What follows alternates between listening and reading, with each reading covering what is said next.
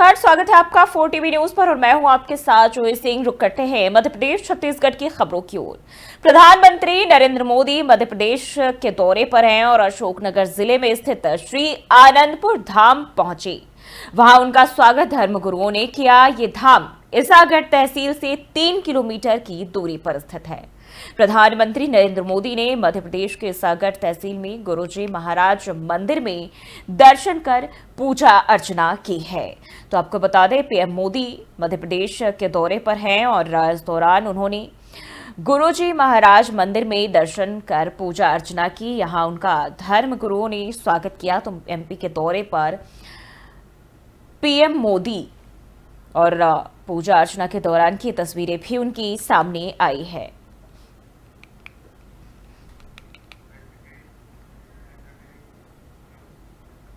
बढ़ते आगे, इटली के विश्वविद्यालय और अनुसंधान मंत्री अन्ना मारिया बर्निनी ने नॉर्थ ब्लॉक में केंद्रीय मंत्री जितेंद्र सिंह से मुलाकात की।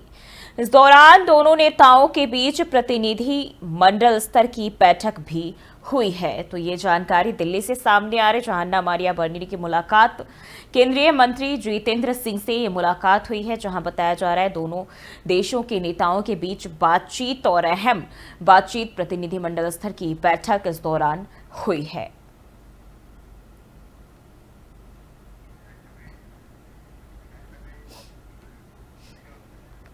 बढ़ते आगे, केंद्रीय गृह मंत्री अमित शाह तमिलनाडु दौरे पर है। शुक्रवार को अमित शाह कांग्रेस नेता कुमारी आनंदन के सालिग्रामम स्थित आवास पर पहुंचे और उनके परिजनों के प्रति संवेदना जताई। गौरतलब है कि कुमारी आनंदन की बेटी तमिलसाई सुंदरराजन भाजपा के वरिष्ठ नेता और पूर्व राज्यपाल कुमारी आनंदन का निधन 9 अप्रैल को हुआ था। तमिलनाडु में अपने व्यस्त कार्यक्रम के बीच अमित शाह शुक्रवार सुबह जिस होटल में ठहरे थे, वहां से डॉक्टर तमिलसाई सुंदरराजन के घर पहुंचे। वहां उन्होंने कुमारी आनंदन को जो है श्रद्धांजलि अर्पित की। कुमारी आनंदन एक वरिष्ठ कांग्रेस नेता थे जिन्हें उम्र संबंधी बीमारियों के चलते 93 साल की उम्र में उनका निधन हो गया। कुमारी आनंदन जहां कांग्रेस से जुड़े थे, वहीं उनकी बेटी तमिलसाई सुंदरराजन छात्र जीवन से ही भाजपा से जुड़े हैं। आनंदन को श्रद्धांजलि देने के बाद अमित शाह ने कुछ समय आनंदन के परिजनों के साथ बिताया और संवेदना जताई।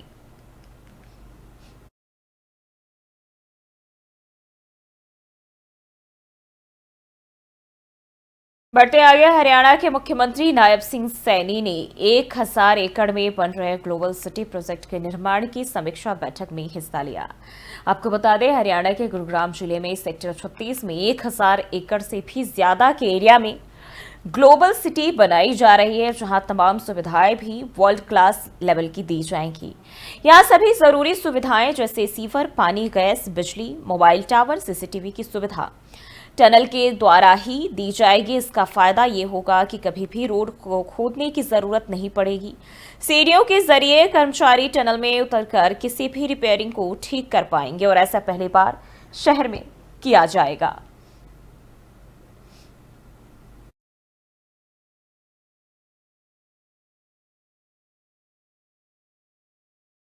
और बढ़ते हैं आगे, बिहार की राजधानी पटना में कन्हैया कुमार की पदयात्रा में हंगामा हो गया। कांग्रेस कार्यकर्ता बिहार में पलायन और बेरोजगारी के मुद्दे पर पदयात्रा निकाल रहे हैं और ये सभी लोग सीएम आवास का घेराव करने जा रहे थे। इस दौरान एनएसयूआई के राष्ट्रीय प्रभारी कन्हैया कुमार समेत कांग्रेस के कई कार्यकर्ताओं को पुलिस ने हिरासत में ले लिया है। पुलिस ने सभी को राजपुर पुल पर ही रोक दिया। हालांकि कार्यकर्ता वहां डटे हुए।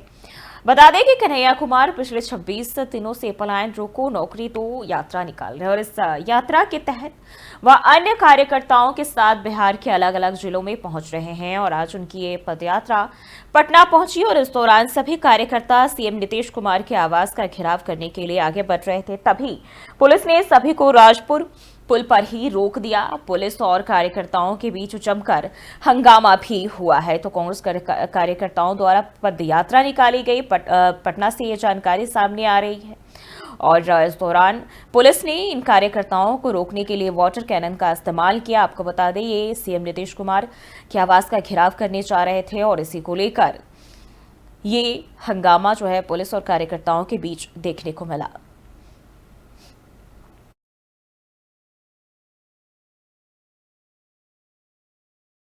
और वहीं बिहार में कानून व्यवस्था पर अपने हालिया ट्वीट पर आरजेडी नेता तेजस्वी यादव ने कहा कि बिहार में कानून व्यवस्था पर मैं पहले भी बोल चुका हूं। यहां आपराधिक अव्यवस्था है, अपराधी बेलगाम हैं, अपराध की घटनाएं लगातार बढ़ रही है। गृह विभाग मुख्यमंत्री के अधीन आता है। अपराधियों के लिए नए कानून बनते हैं और उन्हें बचाने के लिए भ्रष्टाचारियों को प्रमोशन भी दिया जाता है। बिहार में एक भी दिन ऐसा नहीं जाता जब गोलियां ना चलती हो, हत्याएं, अपहरण और लूट ना होती हो। यहां अराजकता ही देखने को मिल रही है। तो ये तेजस्वी यादव का हमला सरकार पर, और उन्होंने कहा कि जो साफ तौर पर है, सरकार भ्रष्टाचारियों का प्रमोशन करती है और लगातार अपराध का ग्राफ बिहार में बढ़ता जा रहा है।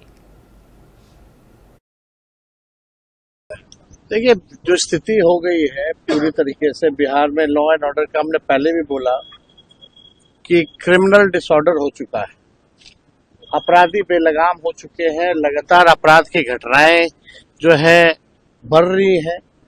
मुख्यमंत्री गृह मंत्रालय उनके अधीन है, फिर भी आप देखिएगा कि इनके लिए, अपराधियों के लिए नए कानून बनाए जाते हैं, उनको छुड़ाने के लिए भ्रष्टाचारियों को प्रमोशन दिया जाता है।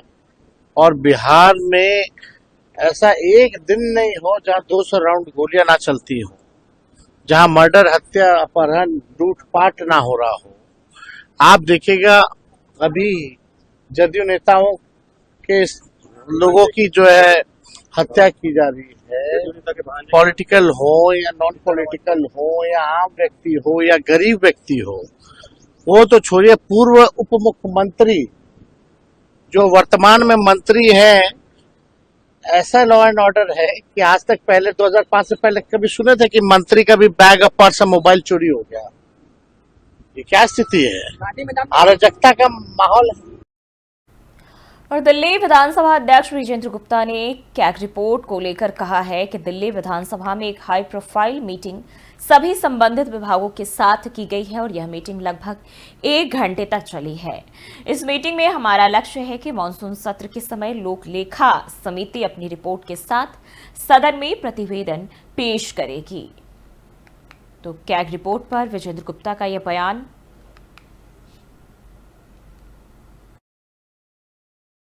दिल्ली विधानसभा में एक हाई प्रोफाइल मीटिंग जो है सभी विभागों, संबंधित विभागों एवं controller auditor general of India के तहत दिल्ली अकाउंटेंट जनरल जो है उसमें शामिल हुई। और उस मीटिंग में मेरे साथ उपस्थित रहे हमारे डिप्टी स्पीकर श्री मोहन सिंह बिष्ट जी, पब्लिक अकाउंट्स कमेटी के चेयरमैन श्री अजय महावर जी और कमेटी ऑन गवर्नमेंट अंडरटेकिंग के चेयरमैन श्री गजेंद्र दराल जी, और इसके अलावा सेक्रेटेरिएट के सभी अधिकारी, सचिवालय, दिल्ली विधानसभा सचिवालय के सभी अधिकारी, दिल्ली सरकार के फाइनेंस डिपार्टमेंट के उच्च अधिकारी एवं department of directorate of audit Delhi government के सभी अधिकारी और सीएजी के अधिकारी, सब लोग यहां उपस्थित हुए। मीटिंग लगभग 1 घंटा चली। यहां पर एक प्रेजेंटेशन भी हुआ एपीएमएस का, ऑडिट पैरा मॉनिटरिंग सिस्टम का, जो गवर्नमेंट ऑफ इंडिया का एप्लीकेशन है, जिसको 1 वीक के अंदर अंदर हम उसकी एप्लीकेशंस को अडॉप्ट कर रहे हैं और उसमें कंटेंट जो है वो दिल्ली की जो सीएजी रिपोर्ट्स हैं उसके उसमें फिलअप।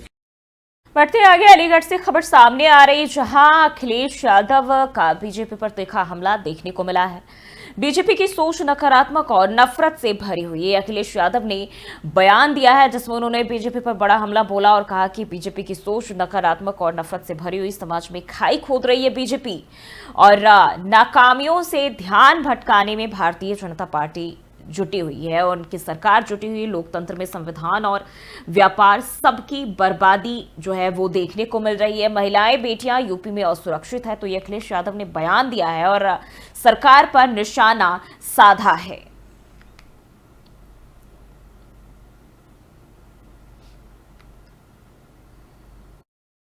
जो राजनीतिक परिस्थितियां हैं, भारतीय जनता पार्टी का जो रास्ता है वो नफरत भरा है। भारतीय जनता पार्टी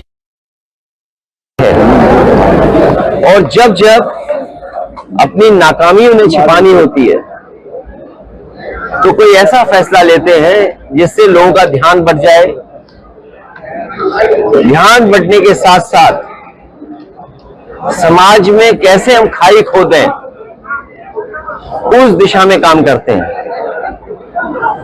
लोकतंत्र को और संविधान को और बाबा साहब भीमराव अम्बेडकर जी का दिया हुआ संविधान समय समय पर ये उसको नहीं मानते हैं, उसकी कोई परवाह नहीं करते हैं। ये हमारा संविधान हमारी ढाल है।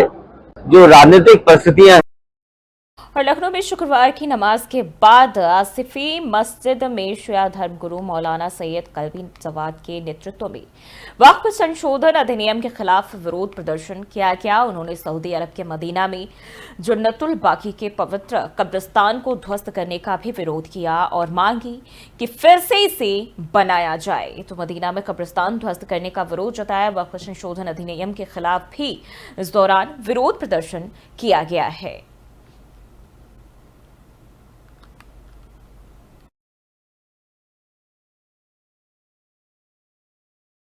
बढ़ते आगे, दानापुर से राजद विधायक रीतलाल यादव से संबंधित विभिन्न स्थानों पर पुलिस ने तलाशी अभियान चलाया। आपको बताते चले कि एक व्यक्ति ने विधायक और उनके कुछ परिचित के खिलाफ शिकायत दर्ज कराई है। पटना पुलिस ने मामला दर्ज कर लिया है और इसको लेकर कोर्ट के अनुमति के बाद विभिन्न जगहों पर छापेमारी की जा रही है। वहीं तलाशी अभियान पूरा होने के बाद आगे की जानकारी जो है वो सामने आ पाएगी। तो क्या कार्रवाई चल रही है? आज एक व्यक्ति द्वारा माननीय विधायक जी के खिलाफ एक कंप्लेंट किया था। माननीय विधायक जी और उसके कुछ साथियों के खिलाफ एक कंप्लेंट आया था थाने पे। इस पे पटना पुलिस द्वारा कांड दर्ज किया गया है और उसका अनुसंधान किया जा रहा है और इस पे माननीय न्यायालय से आदेश प्राप्त करके जो कई ठिकानों में अभी एक साथ रेड किया जा रहा है और उसके बाद बाकी पुलिस की कार्रवाई आगे किया जाएगी। कितने ठिकानों पर रेड चल रही है? मैं अभी डिस्क्लोज नहीं कर पाएंगे। अभी कई ठिकाना है इसके जो कंप्लेंट में जो आया है वो सब आदमी लोगों जो लोग का नाम दिया है वो सब लोगों के ठिकानों पर अभी तो क्या कार्रवाई चल रही है? आज एक व्यक्ति द्वारा माननीय विधायक जी के खिलाफ एक कंप्लेंट किया था। माननीय विधायक जी और उसके वहीं जम्मू कश्मीर के उधमपुर में छठी जम्मू कश्मीर बटालियन के मुख्यालय में 2 दिवसीय सम्मेलन आयोजित किया गया, जिसमें एनसीसी अधिकारियों और कार्यवाहक अधिकारियों यानी कि सीटीओ ने हिस्सा लिया। और यह सम्मेलन एनसीसी की छठी जम्मू कश्मीर बटालियन की स्थापना के बाद पहली बार उधमपुर में आयोजित की गई है। यह सम्मेलन एनसीसी की क्षमताओं को बढ़ाने और जम्मू कश्मीर में सुरक्षा स्थिति में सुधार करने के लिए एक महत्वपूर्ण कदम है और इस तरह के आयोजनों से एनसीसी अधिकारियों और कार्यवाहक अधिकारियों को अपने कौशल और ज्ञान को बढ़ाने का अवसर मिलता है।